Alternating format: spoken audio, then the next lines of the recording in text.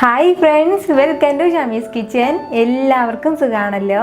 ഇന്ന് നമ്മൾ തയ്യാറാക്കുന്നത് വളരെ ഹെൽത്തി ആയിട്ടുള്ള ഒരു ബ്രേക്ക്ഫാസ്റ്റ് റെസിപ്പിയാണ്. എന്നും ഒരുപോലെ ദോശ കഴിച്ച് മടുത്തവർക്ക് ഉറപ്പായിട്ടും നല്ലതുപോലെ ഇഷ്ടമാകുന്ന വളരെ ഹെൽത്തി ആയിട്ടുള്ള ഒരു ദോശയാണിത്. എന്നാൽ ഇതെങ്ങനെയാണ് ഉണ്ടാക്കുന്നതെന്ന് നോക്കാം.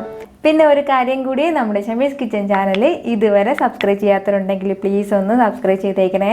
ആ ഷമീസ് കിച്ചൻ്റെ തൊട്ടടുത്തുള്ള ചുമന്ന ബട്ടൺ ഒന്ന് ക്ലിക്ക് ചെയ്യുക. കൂടെ തന്നെ തൊട്ടടുത്തുള്ള ഒരു ബെല്ലൈക്കൻ കൂടി, എങ്കിൽ മാത്രമേ ഞാൻ അപ്ലോഡ് ചെയ്യുന്ന വീഡിയോസ് എല്ലാം നിങ്ങൾക്ക് കറക്റ്റായിട്ട് നോട്ടിഫിക്കേഷൻ ലഭിക്കത്തുള്ളൂ. എന്നാൽ ശരി, നമുക്കിനി വീഡിയോയിലേക്ക് പോകാം. അപ്പോൾ നമ്മളിന്ന് ഈ ദോശ തയ്യാറാക്കി എടുക്കുന്നത് കീരയിലെയും ഗോതമ്പ് പൊടിയും കൊണ്ടാണ്. ഇപ്പം മഴക്കാലം കൂടിയാണ്, അതിൻ്റെ പേരിൽ ഇപ്പോൾ കീരയുടെ ഒരുപാട് സീസൺ കൂടിയാണ്. അപ്പോൾ കീരയിലേക്ക് കഴിക്കാത്ത കുട്ടികളുണ്ടെങ്കിൽ അവർക്ക് ഇതുപോലെ ദോശ ചുട്ട് കൊടുത്താൽ മതിയാവും. അതിന് വേണ്ടിയിട്ട് ഞാൻ 7-8 കീരയില എടുത്തിട്ടുണ്ട്. അപ്പോൾ ഈ പച്ചക്കീര ഇല്ലാന്നുണ്ടെങ്കിൽ ചുമന്ന കീര ആണെന്നുണ്ടെങ്കിൽ മതിയാവും. നമ്മുടെ കയ്യിൽ ഏതാണോ ഉള്ളത് അത് തന്നെ മതിയാവും. ഫസ്റ്റ് നമുക്ക് ഈ കീരയില നല്ലതുപോലെ ഒന്ന് കുക്ക് ചെയ്തെടുക്കണം. എന്നാൽ ശരി, പെട്ടെന്നൊന്ന് കുക്ക് ചെയ്തെടുക്കാം. ഒരു കടായിലേക്ക് നമുക്ക് ഈ കീര ചേർത്ത് കൊടുക്കാം. കൂടെ തന്നെ 1 ടീസ്പൂൺ അളവിൽ എണ്ണ കൂടി ചേർക്കുകയാണ്. ഒരൊറ്റ ടീസ്പൂണിൽ ചേർത്താൽ മതിയാവും. അതിൽ നിന്നും കുറച്ചുകൂടി കുറവാണെങ്കിലും പ്രശ്നമില്ല. വളരെ കുറച്ച് മാത്രം ചേർത്തിട്ട് നമുക്ക് നല്ലതുപോലെ ഒന്ന് വഴറ്റി കൊടുക്കാം. ഒരു 30 സെക്കൻഡ് ഒന്ന് വഴറ്റി കൊടുത്താൽ മതിയാവും.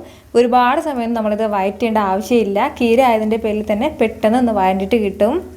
ആ ഒരു പച്ച മണം മാറാൻ വേണ്ടിയിട്ട് മാത്രമാണ് നമ്മൾ ഇതുപോലെ ഒന്ന് വഴറ്റിയെടുക്കുന്നത്. ഇതിപ്പോൾ ഒരു 30 സെക്കൻഡ് ആയിട്ടുണ്ട്. നമ്മുടെ കീരയെല്ലാം നല്ലതുപോലെ വഴറ്റിയിട്ട് വന്നിട്ടുണ്ട്. വളരെ കുറച്ച് മാത്രമേ നമ്മൾ വഴറ്റിയെടുക്കുമ്പോൾ കിട്ടത്തുള്ളൂ. ഈ ഒരു രീതിയിൽ മാത്രം.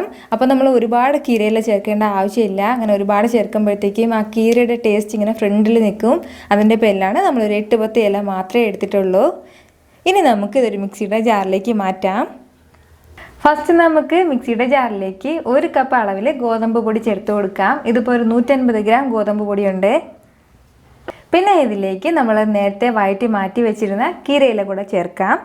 ഇത്രയും ചേർത്ത് കൊടുത്തു കഴിഞ്ഞാൽ പിന്നെ നമുക്ക് ഈ മാവ് നന്നായിട്ടൊന്ന് മിക്സിയിൽ അടിച്ചെടുക്കണം. അപ്പോൾ അതിന് വേണ്ടിയിട്ടുള്ള ആവശ്യത്തിനുള്ള കുറച്ച് വെള്ളവും കൂടി ചേർക്കാം.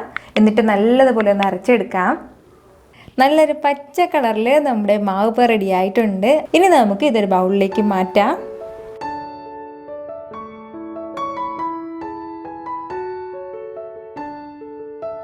നമ്മുടെ മാവ് ഇപ്പോൾ കാണാൻ തന്നെ നല്ലൊരു ഭംഗിയാണ്.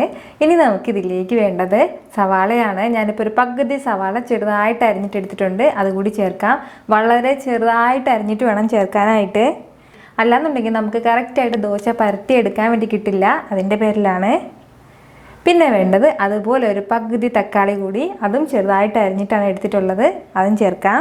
നമ്മളിതിലേക്ക് വേറെ ഇനി ഒരുപാട് ഇൻഗ്രീഡിയൻസ് ഒന്നും ചേർക്കുന്നില്ല. ഇനി വേണ്ടത് 1 ടീസ്പൂൺ അളവിൽ ചില്ലി ഫ്ലാക്സ് ആണ്. നമ്മളിത് ചേർക്കുന്നത് ചെറിയൊരു എരിവിന് വേണ്ടിയിട്ടാണ്. അപ്പോൾ ഇതില്ലാന്നുണ്ടെങ്കിൽ പകരം 1 പച്ചമുളക് ചെറുതായിട്ടൊന്ന് അരിഞ്ഞിട്ട് ചേർത്താലും മതിയാവും. കൂടെ തന്നെ നമ്മുടെ മാവിന് ഇത്രയും ആവശ്യമായിട്ടുള്ള ഉപ്പ് കൂടി ചേർത്തിട്ട് ഇത് നല്ലതുപോലെ ഒന്ന് മിക്സ് ചെയ്തെടുക്കാം. അപ്പോൾ ഈ ഒരു കൺസിസ്റ്റൻസിയിലാണ് നമ്മുടെ ഈ മാവ് കിട്ടേണ്ടത്. ഒരുപാട് കട്ടിയായിട്ട് പോകരുത്, കുറച്ച് ലൂസായിട്ടാണ് നമുക്ക് ഈ മാവ് കിട്ടേണ്ടത്. ഇനി ഇത് നല്ലതുപോലെ ഒന്ന് മിക്സ് ചെയ്തെടുത്ത ശേഷം നമുക്കിനി ദോശക്കല്ലിലേക്ക് ഒഴിച്ചിട്ട് ചുട്ടെടുക്കാം.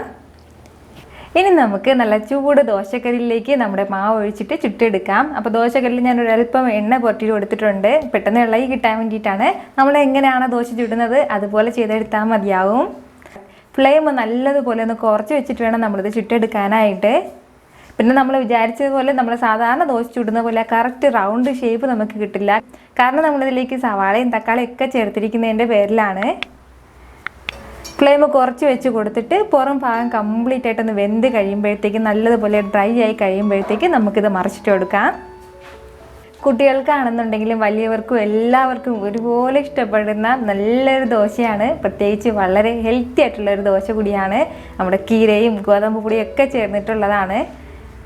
ഇതിൻ്റെ നല്ല ബെസ്റ്റ് കോമ്പിനേഷനായിട്ട് വരുന്നത് കടലക്കറി ആണെന്നുണ്ടെങ്കിൽ അത് മതിയാവും. അല്ലാന്നുണ്ടെങ്കിലും മുട്ടക്കറി ആയാലും സാധാരണ പച്ച തേങ്ങ അരച്ച ചമ്മന്തി ആണെന്നുണ്ടെങ്കിലും സൂപ്പറായിട്ട് നമുക്കിത് കഴിക്കാവുന്നതേ ഉള്ളൂ.